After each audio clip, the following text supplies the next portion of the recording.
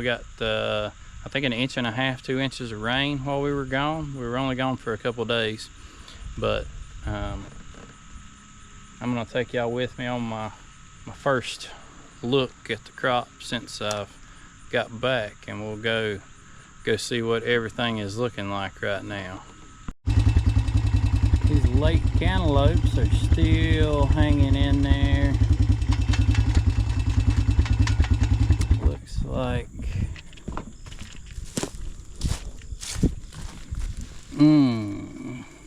not really sure what that is. From a distance, without my glasses on, I thought that was downy mildew, but I don't think it is. It doesn't seem to be extremely widespread. And I'm not really sure what strain of downy cantaloupes get. If they get the same downy as pumpkins and squash get, or if they get the same downy that cucumbers get. Because those two strains of downy mildew look dramatically different. They don't even really look like the same disease. I'm not sure what we've got going on there, but we do have some cantaloupes on the vine starting to get webbing on them. And these field trips over here are looking pretty good. They're a little yellow, and I can't figure out why. Thought maybe it was spider mites, but I can't find any. Thought it was fertilized, but I've run a heck of a lot of fertilizer to them. I don't know. I'm about done worrying about them because we're starting to turn orange. So probably gonna spray these things another time or two and then forget about them. We'll pick them and it'll be what it'll be. If the market don't pick up any, there ain't no need in spending any money spraying them again. The kratos over here look all right. Look, how about that? There's an oddball seed that was mixed in. That's like looks like a blaze kinda, or a fireball or a blaze, but it also has mosaic virus, which has got it looking pretty funky with all the modeling on it, which is kind of cool. That actually makes them sell better, but that's mosaic virus. Just about every cucurbit I have has mosaic virus right now. Did my best to control the cucumber beetles, but I guess I didn't. My best wasn't good enough. There's some more mosaic. A lot of this stuff is, like kratos for example, is mosaic resistant, or I don't know if they use resistant or tolerant. But basically it won't really kill it, but it'll sure make the fruit look terrible, make the plant look terrible too. But these kratos are starting to size up. Hopefully our irrigations will be a little more effective now that we've gotten that couple inches of rain, because the hard dry ground won't suck the water out of the bed quite as fast. A couple rows of snap beans over here that don't look all that hot, but we're gonna be able to pick some beans off of them, I think. Here's our late beans that we did behind corn, and they did surprisingly well. Here is, well, actually there's some peas that seed was left in the planter. These are actually snap beans. I think we picked these one time, pretty sure we have. You can see they're loaded again. They're about ready to pick. Might give them a few more days to size up just a little bit. These are purple hulls. You can see the wind and rain gave the beans a fit. These are October beans. We always get smart comments about having October beans when we start picking them in June. I don't know why, that's just the name of them, but I guess people are just trying to be funny. But these are actually going to be closer to October, but they are really loaded up pretty good. That's pretty good yield for an October bean. There's a lot of pods on that one plant right there. You got to wait till they get this.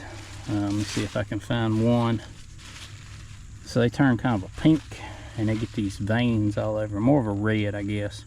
It's actually in the cranberry bean family, but they will kind of get a white hull with red veins on it, and it starts getting real soft, and you can just peel the string out and pop it right open. Those are a ways from being ready.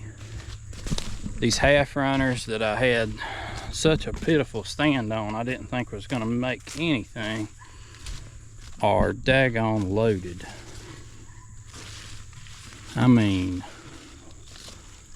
there is a lot of beans on here from top to bottom. Normally we don't get a lot of beans on the bottom. I don't know why they just don't make good. Maybe it's because we plant them too thick. But golly, there's beans ready to pick right now. We're probably gonna have to pick them tomorrow. They're loaded from top to bottom. Really pretty crop of half runners. I hope we have enough people on the waiting list that we can get all these on down the road.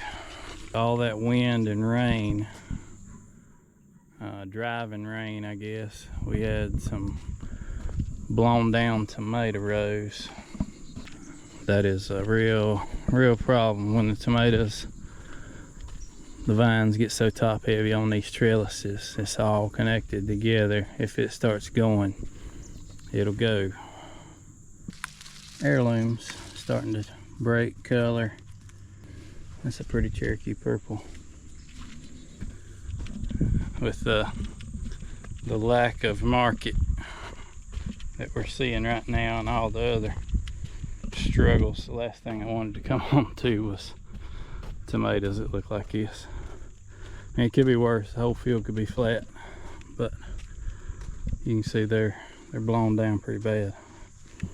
All these sticks all the way down through here broke off, and it's on the most valuable tomatoes. It's on the heirlooms.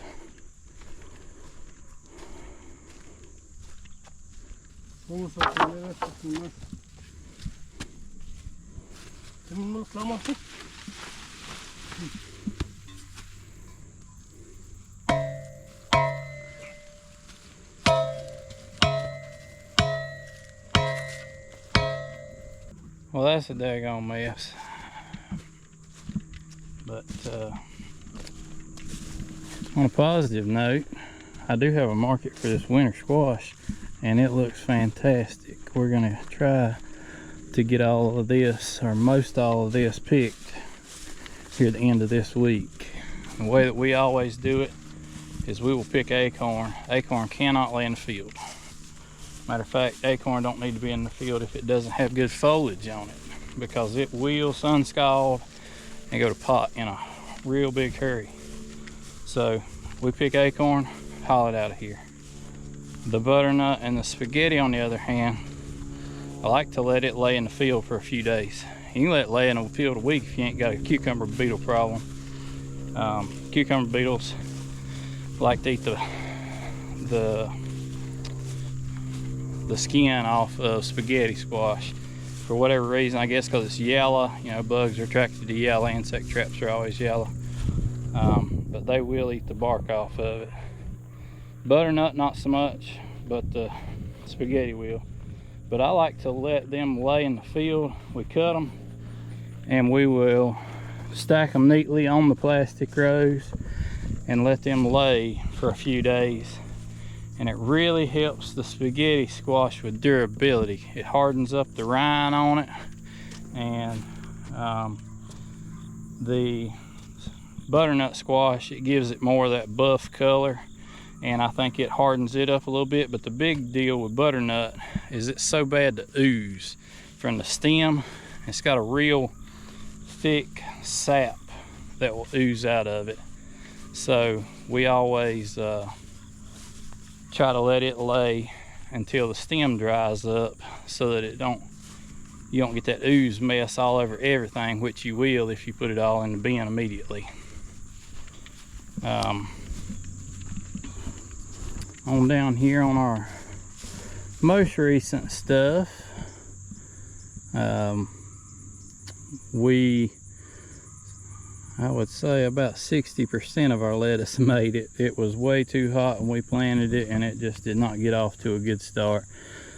A lot of the other stuff did okay, but it was kind of drizzling rain when we planted a lot of this other stuff, so that worked out really good for us. The kale is looking beautiful. Collards and the other brassicas look all right. Not anything to write home about. The new pond is full, lipping full actually.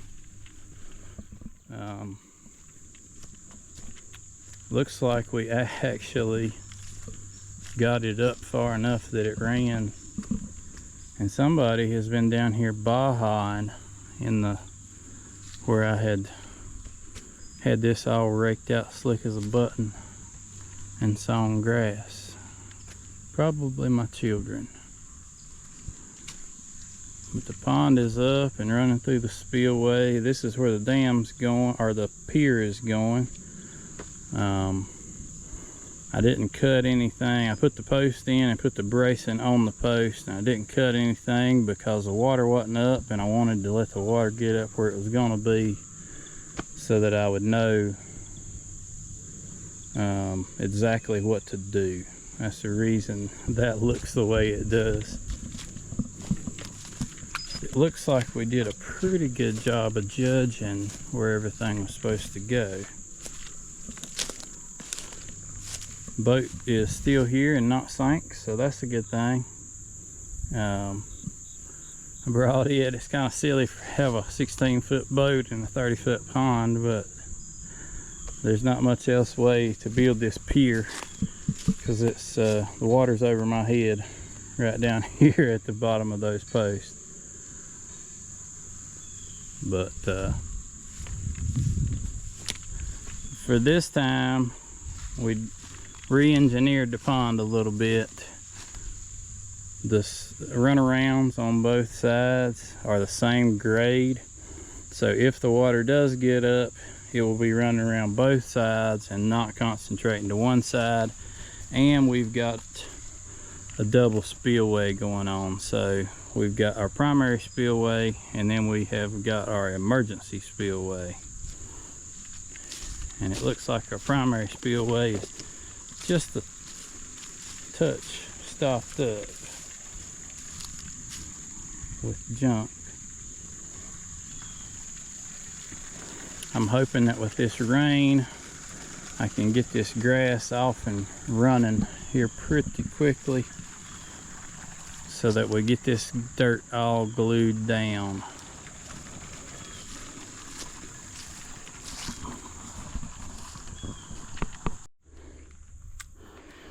This has been a super strange year. Of course, I know there's never 2 years the same in farming, but we have got pumpkins from 40 pounds to 8 ounces. There was 2 sets of fruit on the pumpkin crop this year, and I'm hearing that across the board. Every pumpkin grower I talk to says they had the same thing. We set some pumpkins early, and then it was just nothing. I guess that rain we got from the hurricane, it set some pumpkins, and it was so hot and so dry we aborted blooms and aborted blooms, and then we got another flush of blooms. So we got pumpkins ready to pick and pumpkins the size of baseballs, and I'm hearing that out of everybody I talk to. Really strange, never seen that before.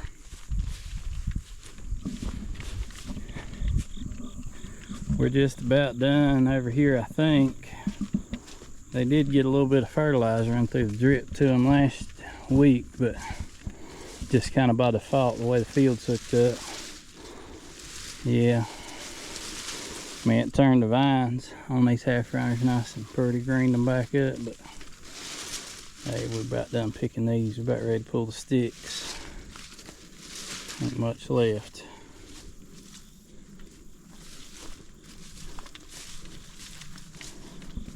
I'm about ready to get all the plastic, start burning everything down and lifting plastic.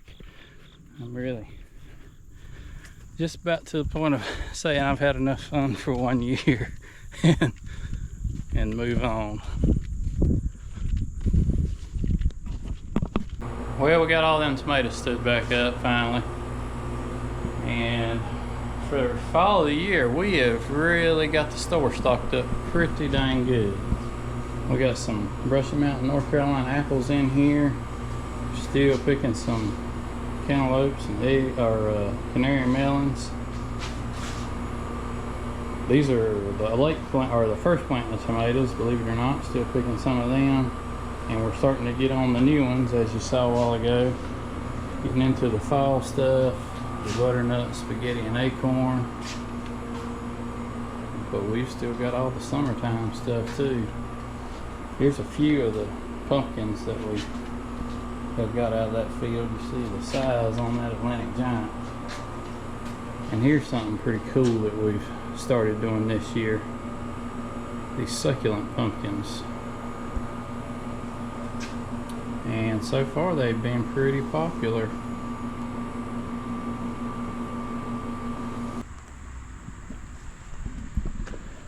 But I just been out of town and a little bit out of the loop, so I figured I would get y'all back in the loop with me, what everything's going on.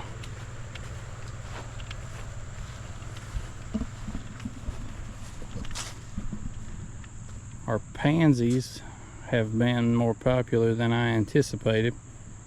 Just about sold out of the trays of them, and the containers of them are coming along. They're just about to fill in. I hadn't really been pushing them yet because they were kind of small, so I really wanted them to size on up and fill in before I really started pushing them much, and they are starting to fill up. But I appreciate y'all watching, and I will see y'all next time.